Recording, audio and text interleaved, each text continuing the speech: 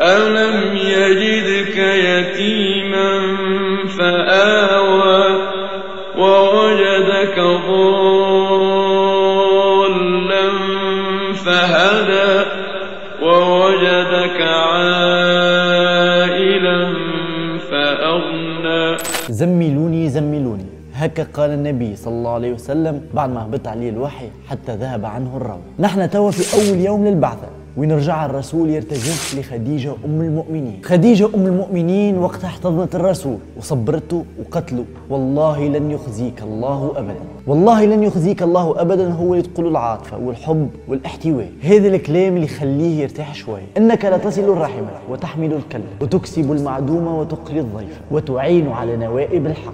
هون يظهر العقل، وأقنعته علاش ما يخزيهش الله. هذه شخصية أم المؤمنين باختصار، عقل وعاطفة. خديجة اللي قال عليها الرسول إني رزقت حبها وكثيرا ما يذكرها. وقالت أم المؤمنين عائشة ما غرت من امرأة ما غرت من خديجة، من كثرة ذكر النبي صلى الله عليه وسلم لها. خديجة اللي بلغها جبريل السلام من رب العزة. يقول جبريل يا رسول الله هذه خديجة قد أتت ومعها إناء فيه إدام أو شراب أو طعام، فإذا هي أتتك فأقرأ عليها السلام من ربها ومني، وبشرها ببيت في الجنة من قصب لا صخب فيه ولا نصب. خديجة أقرب الناس إلى قلب النبي، واللي ذكرها ربي كما فسر الطاهر بن عاشور في التحرير والتنوير. ووجدك عائلا فأغنى. ويقول غنى المال حين ألهم خديجة بمقارضته في تجارتها. خديجة التي كانت في يوم من الأيام نصف الأمة، بما أنه هي أول الناس اللي آمنت بالنبي وأسلمت وركعت وسجدت لله بعده. نرجع بالزمن قبل البعثة. طاهرة كيف ما كانوا يسميوها أهل قريش، شريفة النسب عالية الجاه، صاحبة تجارة، وكان النبي محمد يشتغل في تجارتها. ولاحظت شدة الذكاء والقبول اللي عنده وحب الناس ليه، وزيد فوق هذا كل الحرص اللي عنده على تجارتها. حتى يذكر المؤرخين وأنه في مرة من المرات النبي رجع بالقافلة بضعف الأرباح متاعها. خديجة أم المؤمنين هي اللي بعثت باش تخطب الرسول،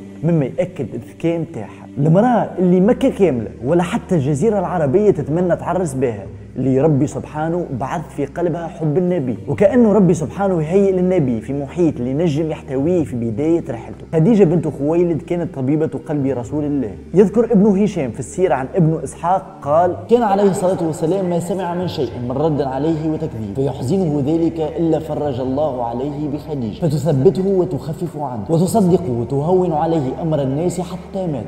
كنقعد نحكي على صبر خديجة مع الرسول صلى الله عليه وسلم من قبل البعثة حتى يكشي للبعثة، من بعد حصار بنو هاشم في الشعب وحتى موتها ولا بعد موت. صدقوني ما نجموش نوفيها حق. وفي الأثر خير نساء الدنيا مريم بنت عمران وخديجة بنت خويلد. من النقاط المهمة اللي لازمنا نعرفوها في سيرة الرسول صلى الله عليه وسلم وأنه أم المؤمنين خديجة هي اللي جابت أولاد النبي الكل إلا إبراهيم، وهي أم فاطمة اللي جابت كل أحفاد رسول الله ونسله الشريف. فكانت نعم الأم ونعم الركن. في العام السابع للبعثة المسلمين تعبوا ياسر من الحصار في الشعب، وأم المؤمنين تعبت برشا. الحصار اللي بقى 3 سنين حتى أوحى الله إنه الصحيفة تاكلها الدودة، ومبقى كان باسمك اللهم. وقتها مجموعة من كفار قريش تحركت فيهم قيم الرجولة، وكان على راسهم زهير ابن أبي أمية اللي طاف 7 مرات على الكعبة وصاح في الناس يا أهل مكة أنأكل الطعام ونلبس الثياب وبنو هاشم هلك لا يبتاعون ولا يبتاع منهم، والله لا أقعدن حتى تشق هذه الصحيفة قاطع الظالم.